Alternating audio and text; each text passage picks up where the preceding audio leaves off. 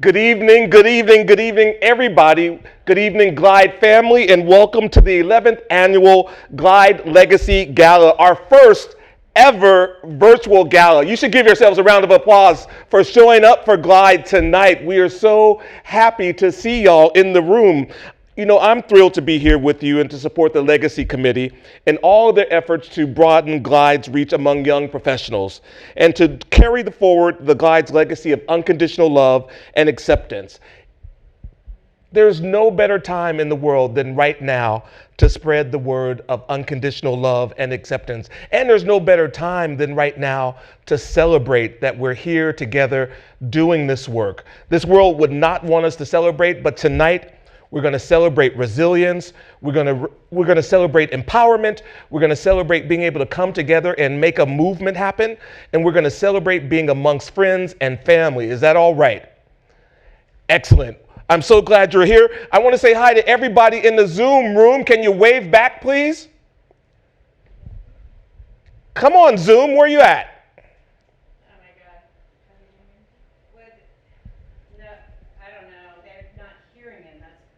Well, it is good to see everybody in the Zoom room. We have a great evening planned for you all. We have both reflections on the world we meet today, followed by a lot of music and a lot of fun. Emphasis on fun tonight. And we cannot bring the Glide Ensemble tonight because we're virtual, but I hope that you will enjoy these recordings. We have, you know, the Glide Ensemble is a national treasure and a global institution and San Francisco's own voice. And it is the voice of this movement right now. So give it up for the Glide Ensemble and the Change Band.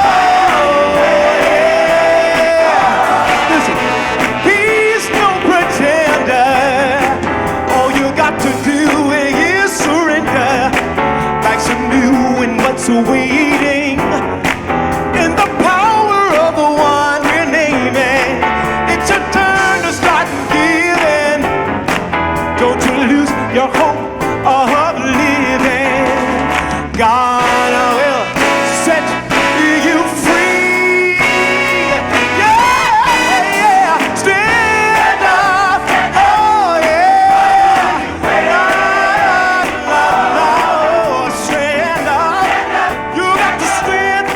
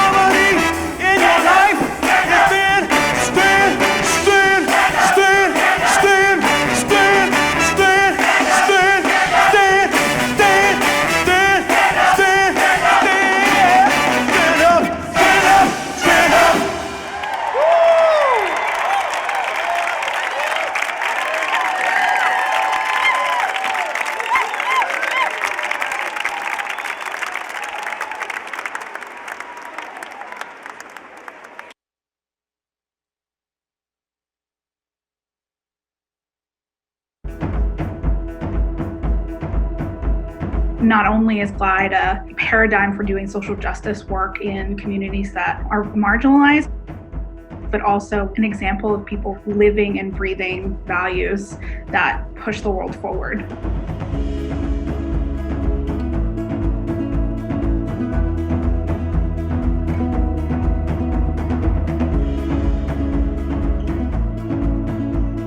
I'm a second-generation San Franciscan, and Glide has always just been kind of in the epicenter of the community. Glide is about family. We're all part of a human family, and we all deserve and want the same things. My first Sunday celebration, just kind of the pure joy to be embraced by other people non-judgmentally, regardless of where they come from outside the walls of Glide. Glide's legacy is all about love. We're not asking you to be anything other than your radically amazing, beautiful, goofy, troubled self. People know that Glide is the place that they can come to when their back's up against the wall. Maybe they've lost their job, maybe they're experiencing homelessness. Whatever it is, Glide's gonna welcome them with open arms.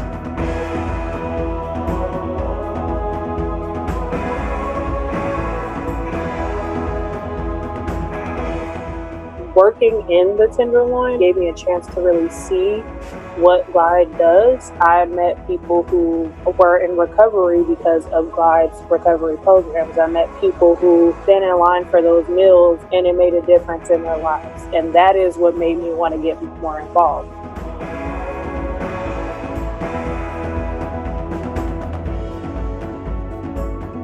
I saw the safe injection site. Someone was basically like, this is the first time that I've actually felt like I'm being seen and that services are being provided to me that would make my life better. I was just immediately completely sold on Glide. Glide leads with love in everything that we do, from our leadership to our frontline staff. The power of love to transform, I think, is one of the strongest forces in the world. It transforms individuals, it transforms societies. There's a lot of folks that are new to San Francisco that may not be as familiar with Glide. The Legacy Committee is here to help bridge that gap and welcome you into Glide with open arms. The Legacy Committee is made up of young professionals who consider themselves philanthropists, change makers, and are just really passionate about social justice work. The committee has grown and evolved so much in the last 3 years. People have really opened up new ways of engaging people, from our film festival to charity Soul Cycle classes to civics conversations at NOPA, and I'm just excited to see what's to come. Glide has always been this place where they acknowledge the challenges and they say, okay, so how are we going to dance it out? Like, how are we going to sing it out? How are we going to take all of that and inspire the next group of people to keep fighting? You have to have these moments of gratitude where you look back and say, okay, it was all worth it, because the fight is never over.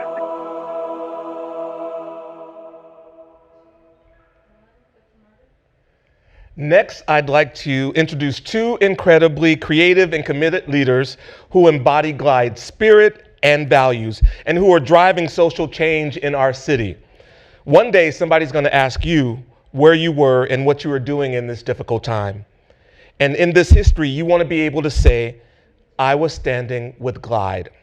We need you, the next generation, to know that this is our city and our country and our future. So let's walk the walk by stepping up and giving back to the most important institution our community has. So please welcome our 2020 Legacy Committee co-chairs, Chris Dowd and Paloma Figueroa. Thank you so much, Marvin. Welcome everybody to the 11th Annual Glide Legacy Gala. I want to just start by celebrating the creativity and effort that was required by so many people to bring this powerful tradition online. It's a one-of-a-kind experience. We're so glad that you've all decided to join us this evening and to bring it all to life, celebrating Glide's nearly 60-year legacy of unconditional love, lifting up the most vulnerable among us, and really doing the work, and teaching the world what radical inclusivity looks like every single day. We all know how this comes to life through our meal service, housing, healthcare, harm reduction programs, childcare programs, spiritual care, recovery, and so many new innovations that this community has pioneered as we stand eye to eye together with COVID-19. And with that, I'd like to pass it to Paloma. Chris and I have had the distinct honor of being co-chairs of this year's Glide Legacy Committee, a group of brilliant, innovative, and ferociously passionate young activists, philanthropists, and torchbearers for change who believe in stepping up for the most marginalized amongst us, not stepping over them. I don't need to tell anybody here that we are living in truly historic times, and our charge to activate and engage the next generation around the transformative and deeply healing social change is needed now more than ever. Nearly 60 years ago, Jan and Cecil were in these streets making that good and necessary trouble, and it is now up to us under our 4 pillars of advocacy, financial action, volunteerism, and celebration that we continue to heed that call to truth, love, and radical inclusion, and continue Glide's legacy tonight, tomorrow, and every single day forward.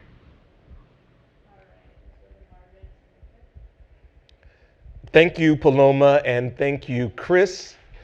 I know firsthand your work. I know firsthand your hearts. I know that you are the hands and the feet of this organization, and I see you out doing the work, and it's a thrill for me to watch. So thank you so much for all that you do. And now we're going to hear from Glide's president and CEO, Karen Hanrahan. Good evening. I'm Karen Hanrahan, President and CEO of Glide. I'm so excited and honored to be here with you tonight on the 11th annual Legacy Glide Gala. It's a little bit different this year because we can't all be together in the same room. COVID-19 has brought both challenges and opportunities to Glide.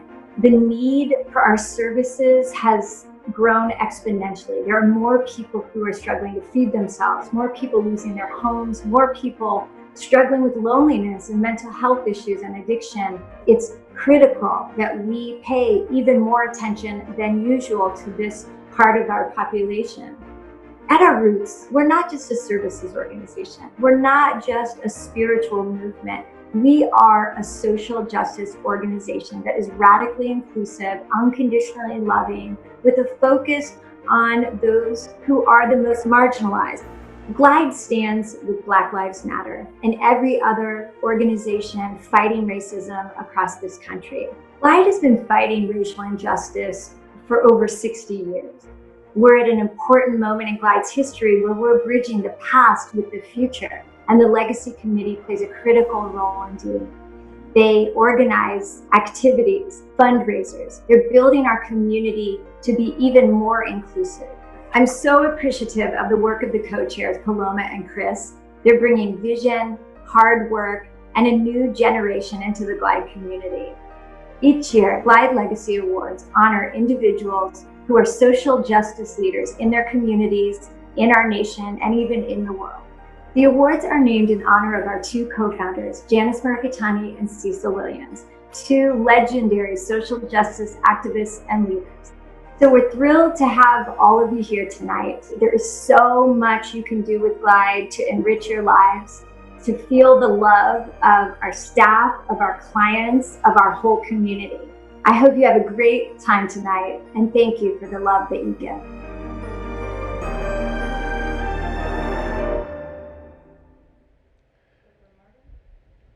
And now, on to the Legacy Awards. Tonight, we honor 2 remarkable changemakers who embody our founders, Janice Maracatani and the Reverend Cecil Williams' commitment to unconditional love and acceptance. The 2020 Janice Maracatani Legacy Award goes to fellow poet and activist Amanda Gorman. Let's watch a little bit more about Amanda.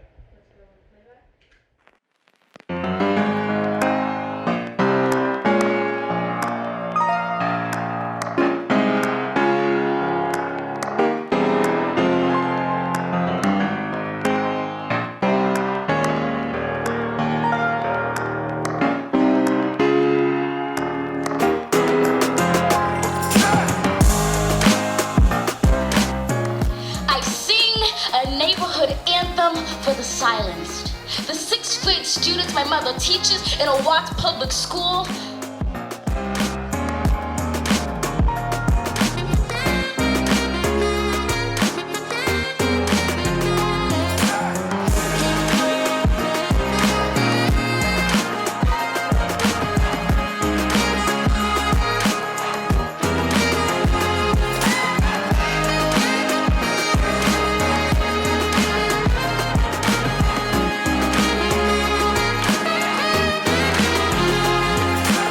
On the corner of Hope and Drive, under the question of open sky, lays our great gathering site. In this village, we make the globe a little smaller so we can dream bigger, so the dream need not wait. Here, in this great gathering, we do good so that the world might be great.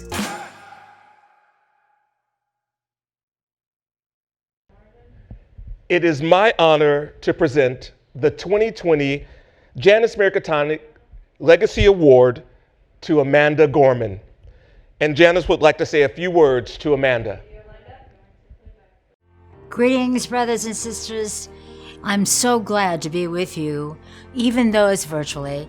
I am so proud that Amanda Gorman, the first National Youth Poet Laureate, has accepted this award.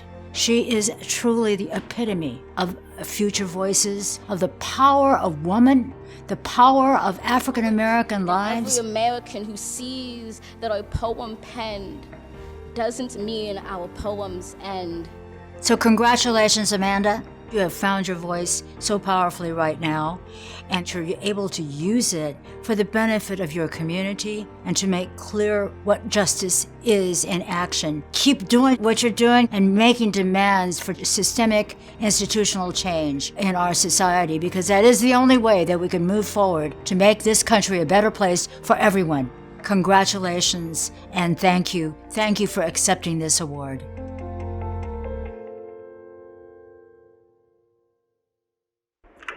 Thank you so much. I am so honored. So I'm very nervous because I'm just so blown away. I'm just incredibly touched. And I want to thank Glide and obviously Janice as well for bestowing me with this award in her name. I didn't write anything down because I actually wanted to speak from the heart, just out of pure gratitude. As a writer, you often dream of getting a kind of nod or applause from a fellow poet who you look up to, such as Janice. But with Janice and Glide's work together, it's something that goes, I think, beyond the craft of writing. It goes into advocating for the type of world we want to live in, which is brimming full of unconditional love. I often say that I don't just want to write, I want to do right as well. And I don't think there is any better example than Janice of truth-telling and using that to create real change. So thank you so much for this recognition, and I'm really looking forward to working with Glide more in the future. Thank you so much. Thank you, Amanda, so much. We are so delighted that you have accepted this award. Our next awardee is no stranger to Glide. He's an amazing musician, humanitarian, and a great person to be on stage with, to dance and jump around with. Let's hear a little bit more about our next awardee.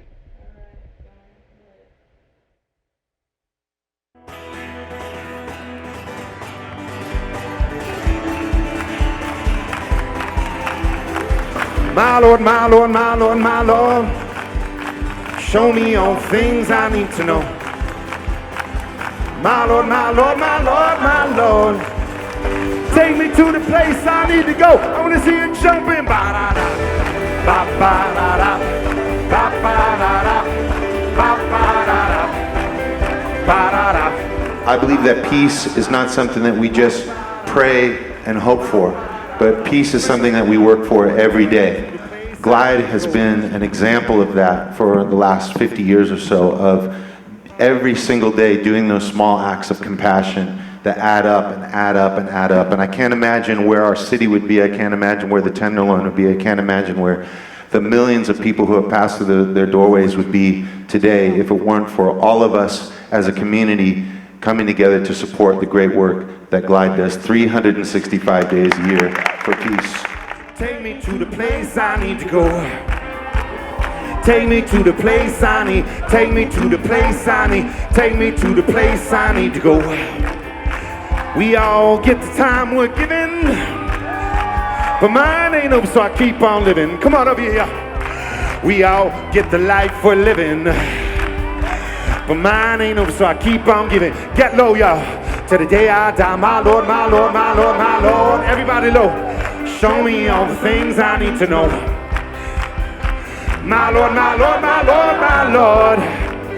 Take me to the place I need to go. Here we go. Come on. Ba-da-da, ba-ba-da-da, ba-ba-da-da, ba-ba-da-da, ba-da-da, ba-ba-da-da, ba-ba-da-da, ba-ba-da-da. It is my honor to present the 2020 Cecil Williams Legacy Award to the one and only Michael Franti. Let's hear a few words from Cecil to Michael. Hello, everybody. My God, what a group of people coming from all walks of life. But we do it because this is a very special occasion, and it's a special people that we honor tonight. Michael Franti, you are receiving the Cecil Williams Legacy Award. Michael, we honor you tonight. We honor you because of how you have performed and how you have dug in and given your life to the world. The many, many protests that you participated in and the many, many ways that you have stirred people up to get people to moving, to get people to say and do. But it's the same as it ever was. Keep going, Michael. Keep going, brother. We're with you all the way. You hear what I said? All the way.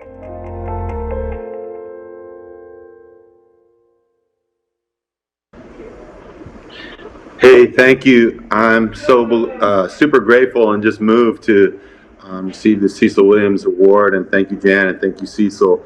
I remember the first time that I walked into Glide, it was in the late 80s, and the place was packed, and I got a seat up in the upper balcony, and I heard Cecil speak, and I heard the choir sing, and I remember just being moved to tears and kind of looking around me like in embarrassment, like, am I really crying here?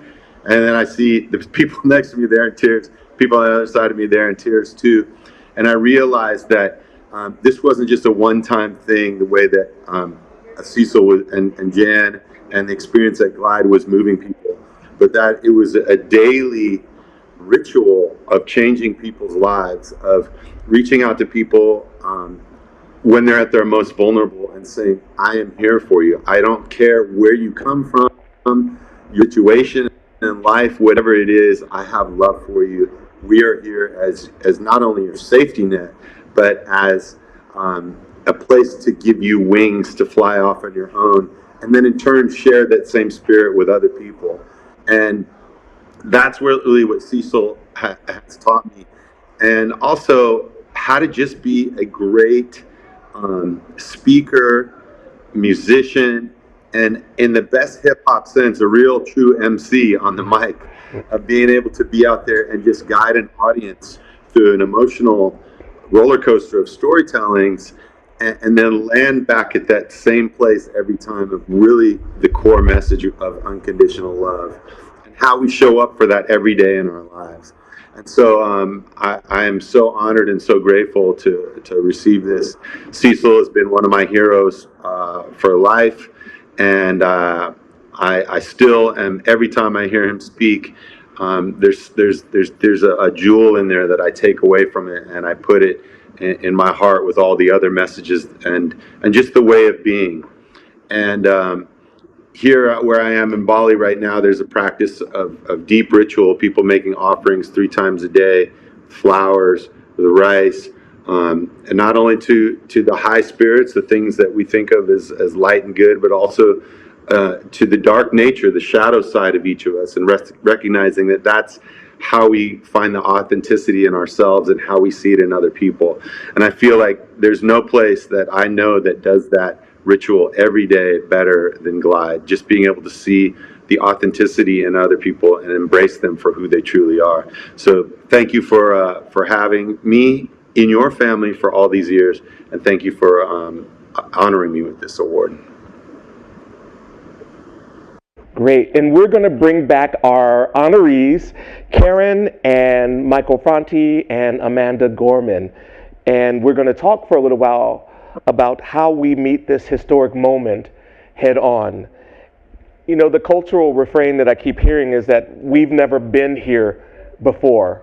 For a lot of folks coming into activism and coming into organizing and coming into, you know, themselves in this moment. And I'm wondering if we can talk about that for a minute. And to our guests who are watching on the other side of the screen, please type any questions that you have for our panelists into the chat. And then at the end of our discussion, we'll take the questions. But for our panelists, I'm wondering if we can talk about this moment that we're in and how we can meet this historic moment head on. And I do believe that it is a moment where we need visionary leadership, particularly if people think that we've never been here. So we need someone to say, this is where we're going in this moment. So I wonder if we can start with Karen, if you can talk about how we meet this historic moment head on, particularly as a visionary leader. Sure, thanks, Marvin. I think there are so many different diverse ways to meet this moment, but you know, from my experience, having worked around the world for over 20 years on issues of equity,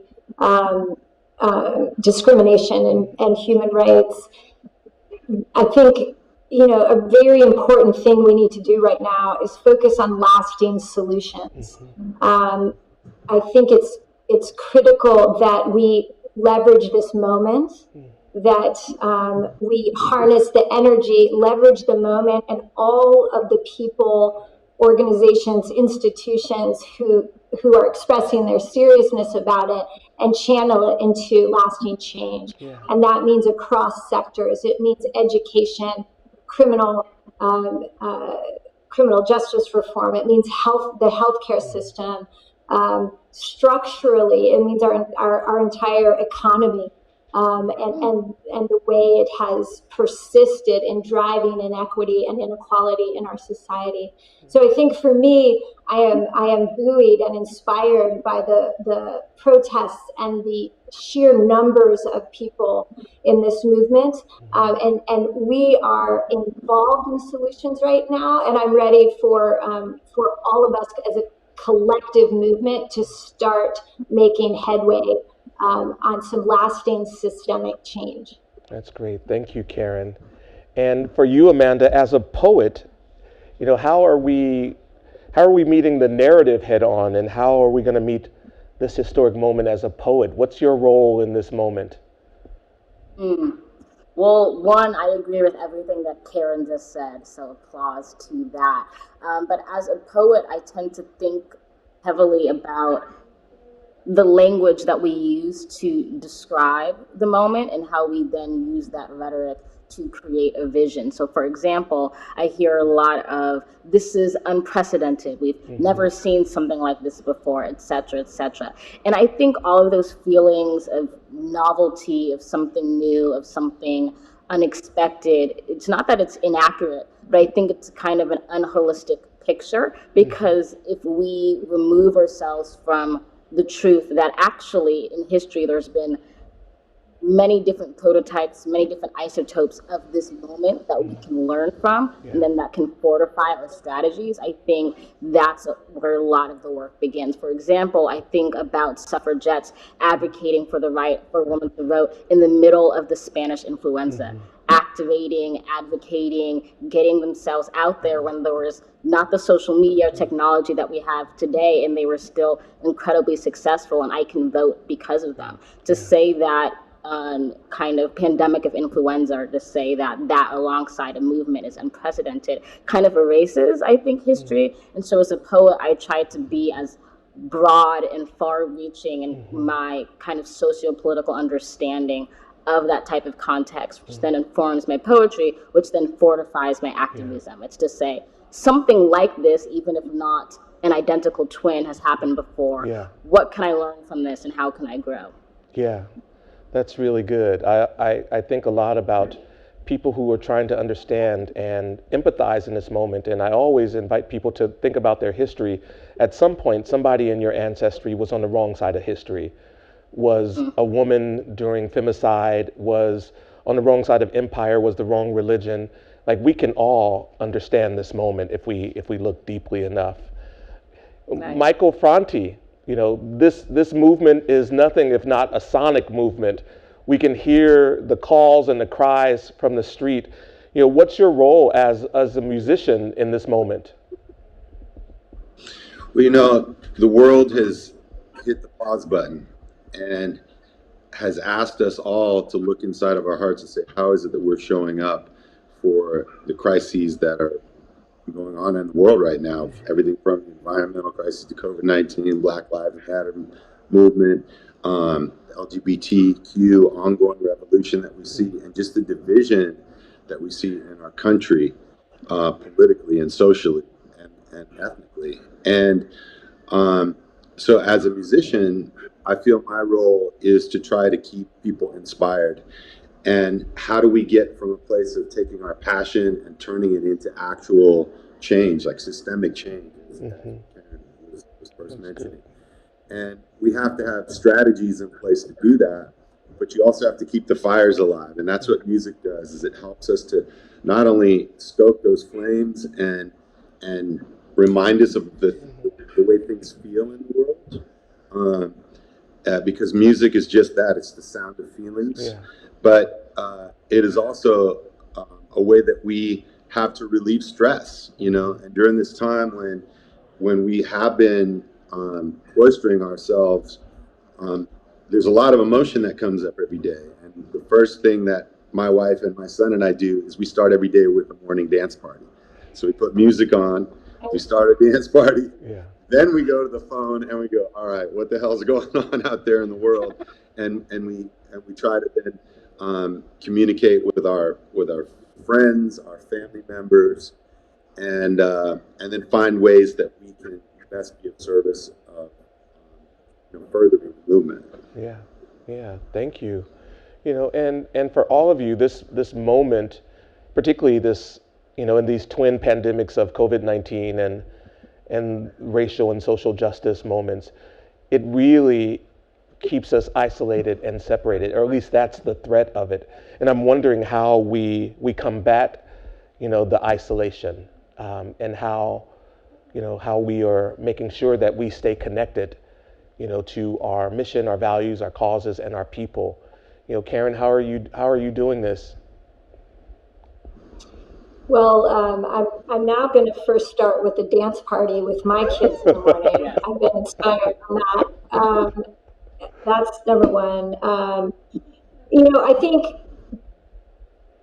people can in so many different ways that from a global perspective, we are a community and we build communities, and it is modeled after the beloved community. So it is radically inclusive.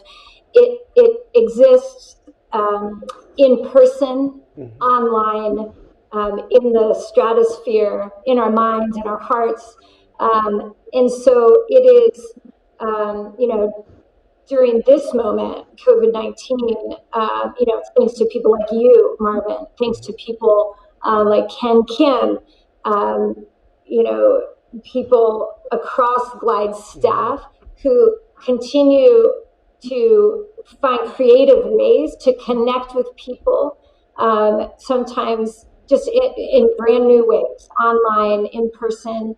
You know, we serve thousands of people who come to us not just for nourishment of the body, but nourishment of the soul, and they're lonely and they're isolated, and that is being magnified right now. So, I think the fact that we continue to perpetually aim for that community. I think another bigger part of it is feeling connected to something larger than ourselves. So not just being connected to one another, but what is it? What is this movement we're a part of? And I'm going to stop there because I know that Amanda and Michael have some inspiring things to say about all of this. Yeah, thank you for that. If anyone moves through the Tenderloin and you see how Glide is serving the community, and not only serving it, but has ramped up services. And now people know our neighborhood and know Glide as the place of refuge and for meals and for feeding something that no one else is feeding. So that is definitely the work of Glide. And Glide is in the middle of the COVID-19 and racism fight, just by virtue of who we serve. But what about you, Amanda, and combating isolation? I mean, it's something that I even struggle with. I'm definitely adding the dance party to my mornings. It's fantastic. I'm literally so excited. But I try to remind myself that even if I'm physically distant, even if I'm socially distant, I don't have to be emotionally distant. And this has actually been a really, I think, important life lesson for me about learning to lean into my vulnerabilities, especially now, and to communicate with my friends. I'm usually the person that kind of like puts up walls and everything's okay and everything's fine. But now I'm becoming okay saying I'm not okay, saying I need help. What are the ways in which you can support me and I can support you, even if it's digitally, even if it's virtually? I have some really serious conversations with my family, and I had one with my twin sister last night, which is just like, stuff is going on. Like, how can we be there for each other? And for anyone, I would say, who feels as if it's impossible to be connected to something larger, as Karen said, during this moment, I love to remind people of, for example, Martin Luther King being locked away and isolated in a Birmingham jail and still writing this phenomenal letter speaking to something larger. I think about Shakespeare in early modern London when a pandemic swept through, killed a lot of Europe, and he still continued to follow his craft, follow his art, albeit in kind of rural Europe. I think about Anne Frank, isolated, alone with her family as she hid away from the Nazis in Amsterdam, and still finding the strength to write her story and write her truth. Not that I'm pretending to be the shadow or mirror of any of these phenomenal people, but that is to say, what do we do as humans when we feel isolated, when we feel alone, when we feel trapped by darkness? And that is to lean into our truths and our stories and to let that be the beginning. Yeah, I like that. And there are two of you? Yeah. My mom said the same thing. She's like, there's double? That's She's amazing. like, I'll figure out the second one's name later. Yeah, there's two of us. That's amazing. Michael, I love your project and your hat. Can you talk to us about what it means to stay human in this moment, in a time where our humanity is really at risk of being taken from us? Well, I spent 5 years making a film called Stay Human, and it's all about the fact that I wake up every day and there's this battle that rages inside me between like cynicism and pessimism and optimism and hope. And it's a daily challenge for me, even before all this other stuff was going on. And one of the things that I found is when I see other people or hear other people's stories of how they survive and how they thrive, it inspires me to find that within myself. And what I've learned, what I learned making the film is that there's no one that you wouldn't love if you didn't know their story. There's no one you wouldn't love if you didn't know their story. And if you take the time to listen to other people's experiences and find the courage to share your own truth, then you learn to be your authentic self. And that's really what, for me, has been the most challenging part of isolation at any time in my life, whether it's the loneliness of, 30 years of being on the road and 6 months of those years I spent alone in a hotel room. of each year, and so I've battled loneliness and isolation, and growing up as an adopted child of a black father and a white mother, and growing up in a family where I didn't feel like I fit in most of the time. I also felt a lot of loneliness. So coming into this COVID thing has been a real awakening for me, because it's just been a reminder of how of really what wellness means, and like before I was thinking like, oh, wellness, it's like I get on my yoga mat a few times a week, I go for a run a couple times a week, I eat an organic salad on Friday, and I'm well, but then COVID hits and I'm like, whoa, if I don't really take care of my immune system, I could freaking die, 54 years old.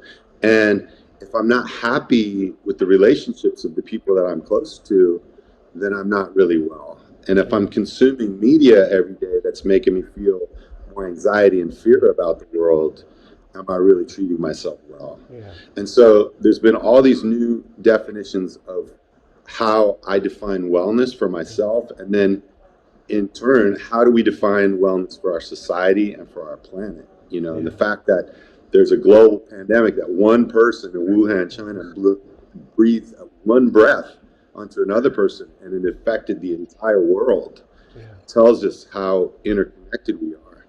And at the same time, that like what Glide has been and Cecil have been preaching for so many decades, that idea of unconditional love, that when you share that one moment with one person, that it sends ripples out into the entire community and therefore out into the world.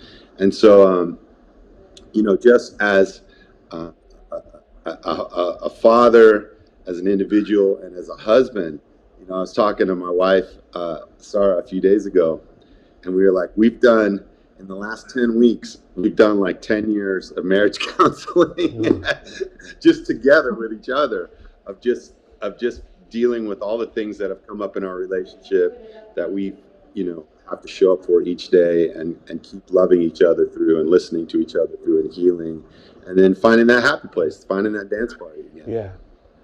Yeah, that's amazing. Well, thank you all for participating in this panel discussion. This is the Legacy Gala, and I can only imagine that your legacies of being visionary leaders, in this moment is really set in the work that we do at Glide, in your music, Michael, and in your poetry, Amanda. Thank you so much. We're gonna get some questions from our online audience, and the first one is from Edward. And Edward asked, I'm a dad, and I'm trying to understand what the world would look like for me and my kids when they grow up. Is there any way to form the post-pandemic era now? Is there any way to form the post-pandemic era now? And I can just pick one of y'all, or you can just chime in. Well, I feel like this is a question for the parents. I'm a child. Well, that's good. I heard there was two questions there. There was how do we explain, and how do we try to understand what's going on in the world, and how do we share that with our kids, and then also how do we create the world that we hope to see in the future.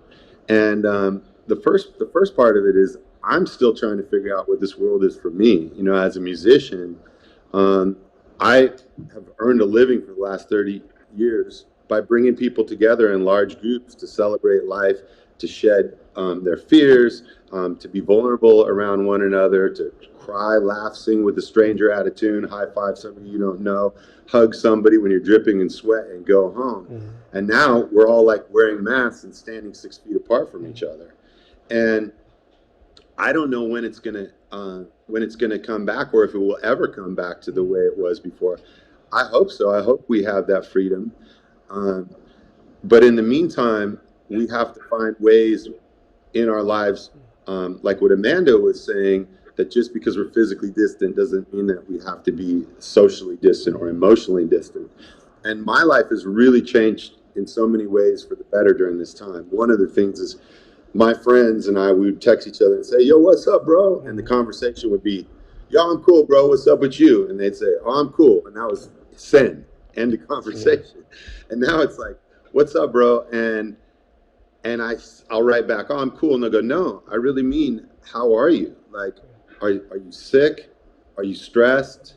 Are you paying the bills? Are you, are you going to be involved in this event that's taking place? This protest is happening. How are you showing up for it? But mainly, are you happy? Are you feeling okay?" And like, it's a different thing. It's been like a real awakening, especially amongst my male friends who have really been disconnected in that way. And just are kind of dealing with things really on a superficial level, really are checking in with each other in a different way that we had before. And so I have gratitude for that.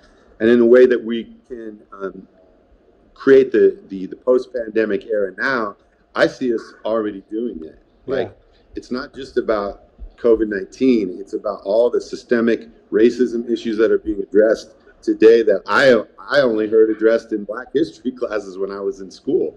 It never went any further than that. Now, these are conversations that are in the national headlines, in the Senate. The president's is tweeting about them in his own weird way, but they're part of the national conversation. So I feel like the way that we change it is to just keep our foot on the gas. We've got to just keep envisioning what we want and keep fighting for it. Yeah, and I want to just add quickly on top of what Michael's comments, that I had the great fortune of having a mom who told me when I was quite young that you're supposed to act now for what you want your children's future to look like. And so, to Michael's point that we're already shaping that era, there's a particular historical moment happening in the United States, but in addition to that, again, all around the world, there is a growing number of people who are fighting every day to shape a world where people can define and achieve a future where there is equity, equality, where they can achieve their aspirations. So it is happening, and I think that movement ebbs and flows, but overall there is progress, and to be part of that movement is what you are a part of as we all begin to try to shape the world for our children. Yeah, that's good. We are all a part of it. And this leads perfectly into this next question from Paloma Figueroa, one of our Legacy Gala co-chairs. She asked, for those in the crowd who may be in the earlier parts of their social justice journey, what is your advice for self-reflection, for education, or inspiration that will help them in continuing to be accomplices in this work? So what is your advice for self-reflection, education, or inspiration that will help them in continuing to be accomplices in this work, particularly for those in the earlier parts of their social justice journey? I'll take this one just because I sat out a little bit. Just to say, I think that the beginning of the journey always starts with knowledge, because knowledge is power, but it has to be a knowledge that you have to be hungry for. Because at least I can say in the United States public school educational system, there's a lot of facts, a lot of alternative histories that are left out. And if you want to be informed and inspired and empowered by them, you have to go looking for them. And so that starts with really diving into that curiosity. And I say, like, a baseline text that everybody should be reading, that everybody should have read, would be Sister Outsider, which is a collection of essays by Audre Lorde, who is a phenomenal poet, but she also brought an incredibly depthful understanding to civil rights, to LGBTQ rights, to movement building in general. So if you kind of want a rundown, really eloquent history that reflects back on this time, I would say that's a great text to start with, but don't let that be your end. And a lot of the education will have to be autodidactic. So it will be a lot of you teaching yourself. I talk with a lot of people who are kind of starting out in their social justice journey, and they ask me a lot of questions. And I'm like, one, I don't have all the answers, and that's actually demanding a lot of labor from me as an African American woman to explain kind of the world to you. And I don't say that in a shaming or critical or, you know, malevolent way, but that is just to say, like I said, the curiosity, that the hunger has to start from within. And it won't necessarily I think be the penalizing, I should want to know this, but I want to know this. I want to be informed. I want to be helpful. And that will be kind of the impetus for the beginning of the journey. Great. And Karen, how about you? What's your advice for new social justice folks coming into their work and power? So I think it's about, I agree with what Amanda said, education. I think part of that is experiential learning. And I encourage people to get out and do things and be up close and outside of your comfort zone, and to reflect upon that. And when you are uncomfortable, why is that? Know yourself and your own story, but to really go out and go beyond I do believe we need to act in our communities, but sometimes you need to get out. You need to see, suffering, poverty, loneliness, isolation from a whole other perspective, to get a perspective on your own community and on yourself. And then with that, that's an empowering thing, and you find your power, and you be fearless, and you stand up for things, even in the face of power and criticism. Those are the main things I would add. Yeah, I really like that, because that's the first time I've heard like this virtual moment as being an opportunity to zoom out, and to look at the issues from a different vantage point. There is one more question, and it is actually for the poets and the musicians in the room, which you all are. But it asks, how do you think about the balance between being able to connect with more people than ever through digital platforms, while also recognizing that your work may best or more completely be shared through another medium?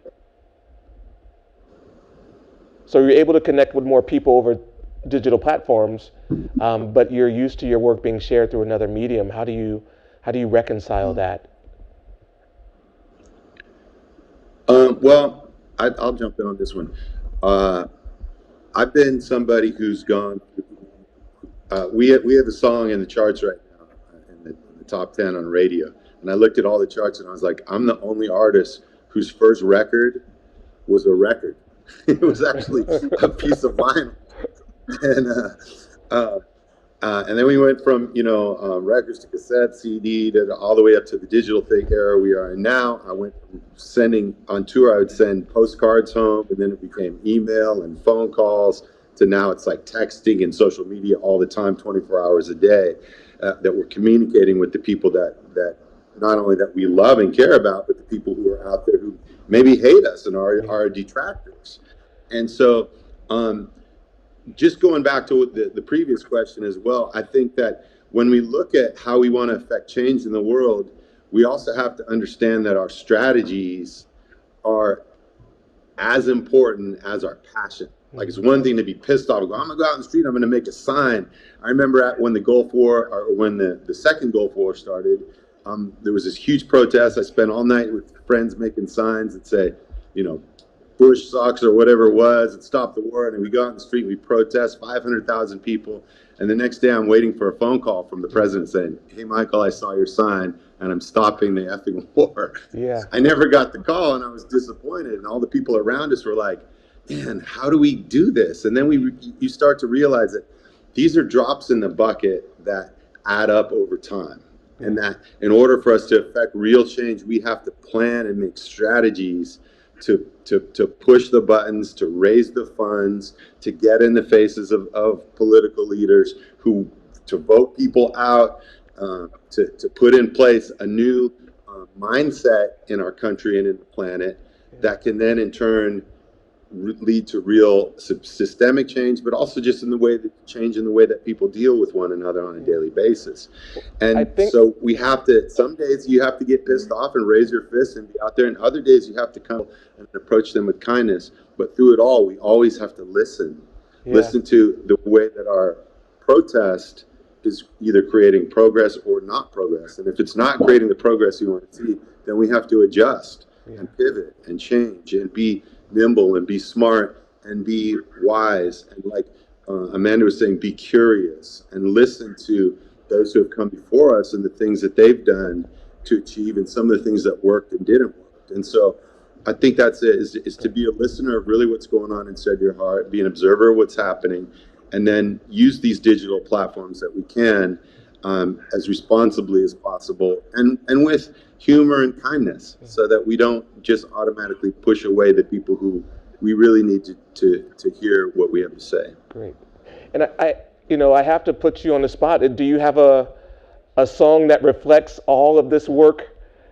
That I do, but I want to give Amanda and Karen a chance to, especially Amanda. I know you deal with this area of digital, but I'll grab my guitar and I'll bring it.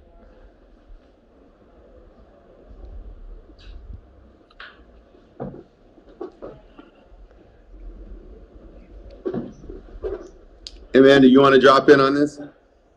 I will let you take the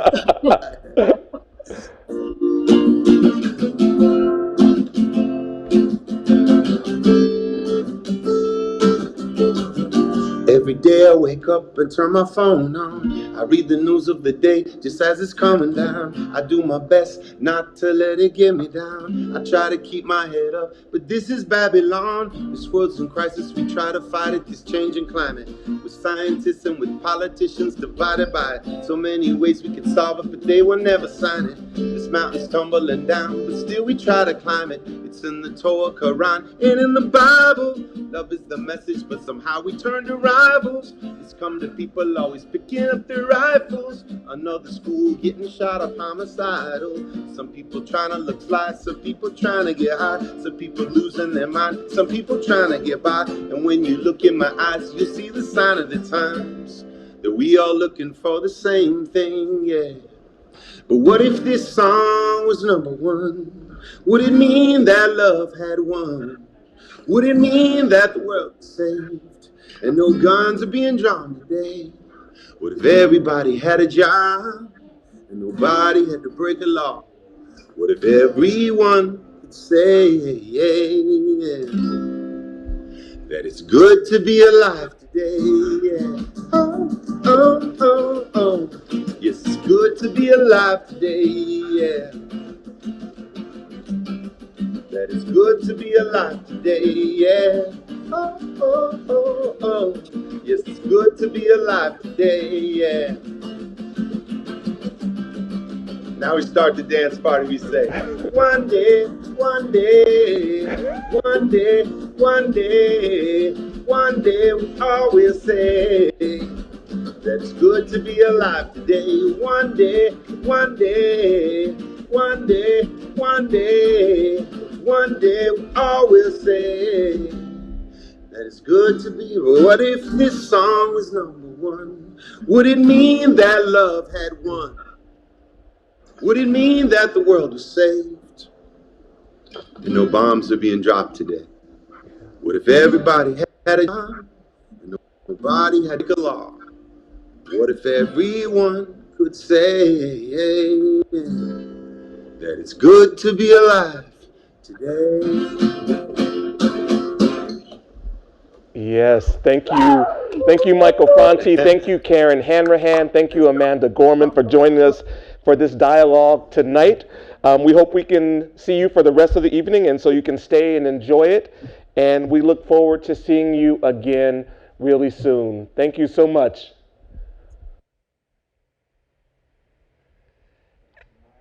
As we mentioned earlier, Michael Franti has supported Glide in so many amazing ways, showing up in our Sunday celebrations, showing up in the Tenderloin, showing up in the community, sharing the message of social justice and and love through his music at Glide.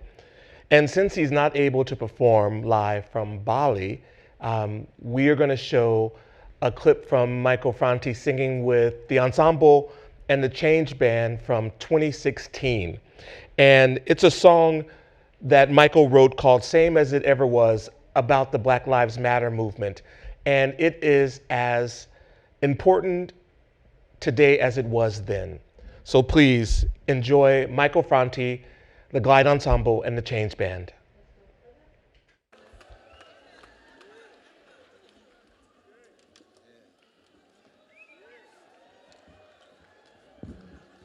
How you feeling? I said, how you feeling? Up top, make some noise. Down here, make some noise. Everybody make some noise. All right.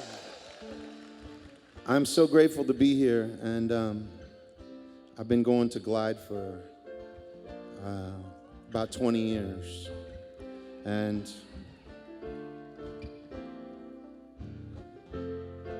every time I hear Cecil speak, I'm moved, and tonight was no different. And someone asked me backstage what I remember and love about Cecil over the years, and I said that I love the fact that every time I hear him speak, especially lately, I feel like I'm hearing one of the great speeches of Dr. King, or of the great speeches of Barack Obama, or Michelle Obama, or so many great orators. And I remember seeing Cecil do it when he was running through the aisles of Glide like James Brown. And now he's lifting us up in the way that Gandhi lifts us up. And with he and Jan together, they are the ultimate Jay-Z and Beyonce, way before Jay-Z and Beyonce. And so I'm honored to be here tonight, and I'm moved to be here tonight, because I feel like in these times, especially with the division that's taken place in our country after this election, that we need the message of Cecil and Jan and Glide, and that message of inclusion to be heard louder than ever before. And this is a song that's about the struggle that we see in our communities with police and shootings. And I have a brother who is a police officer. And so this is a very moving time for me, and living in Hunters Point especially. And it goes like this.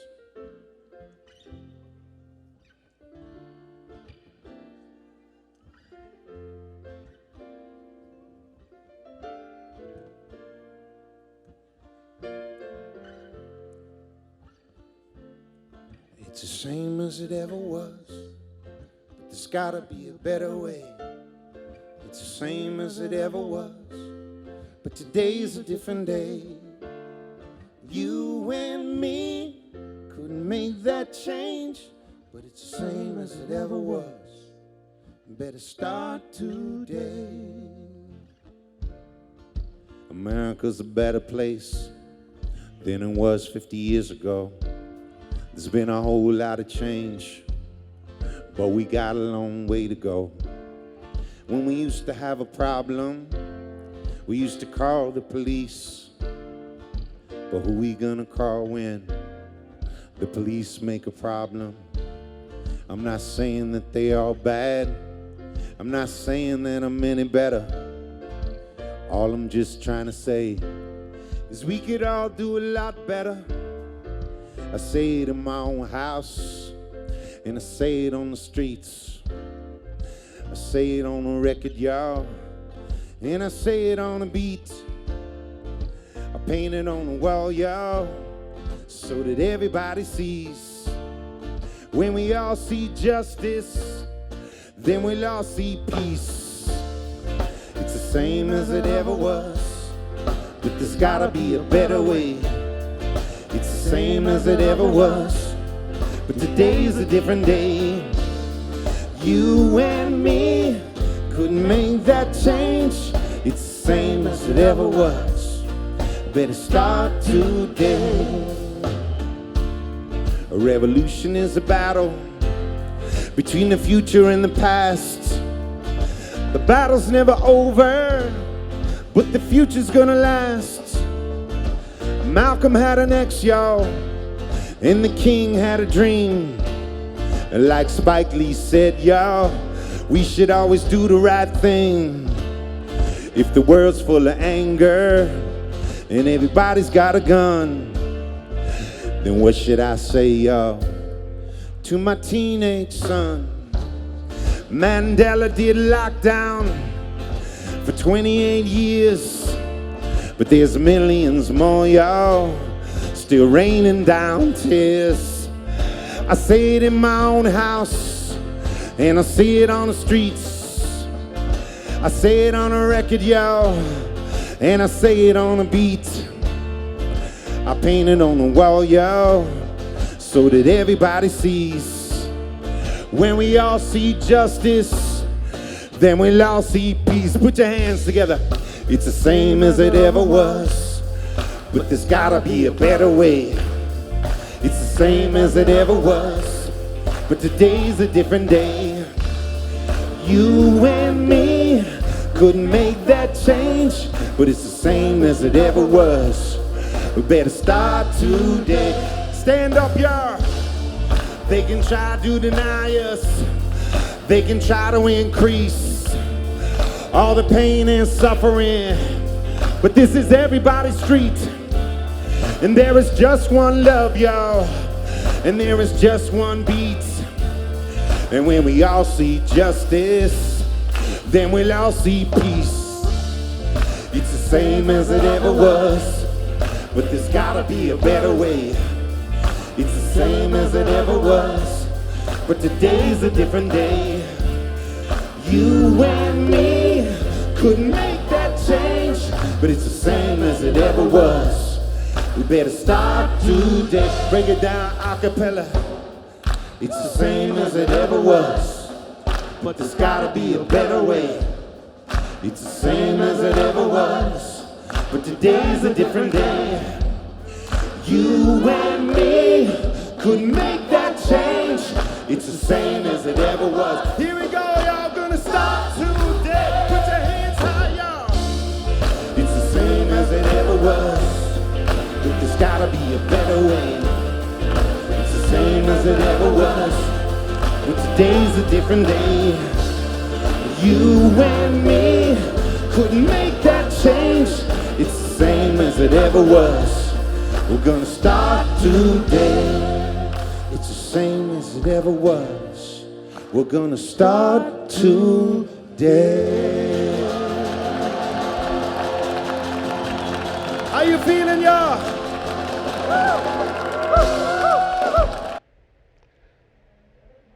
So Glide's COVID-19 response is practical, it's pragmatic, and Glide has positioned itself as an essential organization.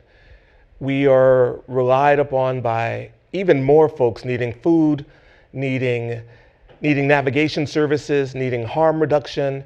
Glide in the Tenderloin really makes us an essential service. I want to share some video about Glide as an essential service organization right now. Any institution should be at its best in moments of crisis. We've really seen that with Glide. They really know how to step into action and create truly useful and valuable programs. Since COVID-19, we have restructured our meals program here at Glide. We're still serving 3 meals a day. We are loading up our van and distributing meals to our community partners.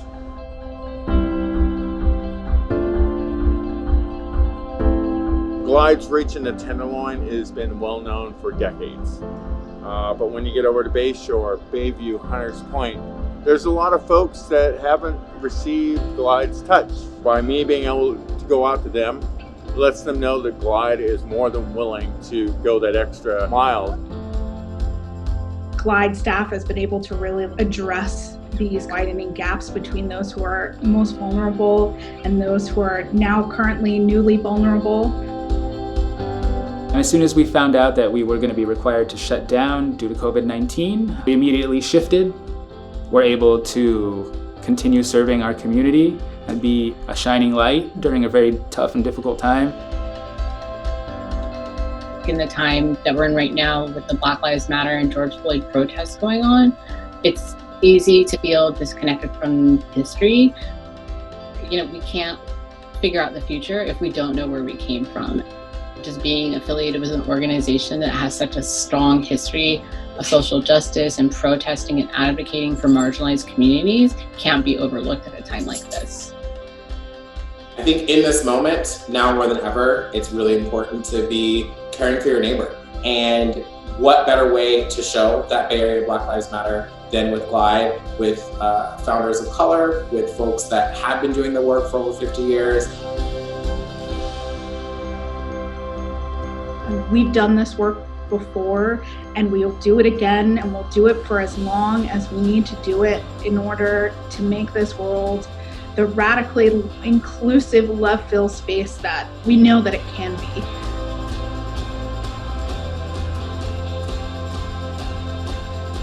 I'm incredibly proud of the Legacy Committee and all the work that we've done to move our programming online. We've been hosting roundtables, we've been hosting movie nights. There are 1,000,001 ways to get involved. We would love to fundraise with you, join our network, sign up for our mailing list, follow us on social media. Join Glide and make a difference by joining the Legacy Committee, volunteering, or making a donation.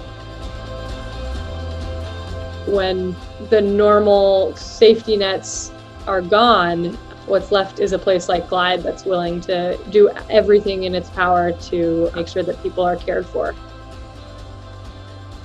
It's kind of made my heart feel at peace knowing that I'm a part of that.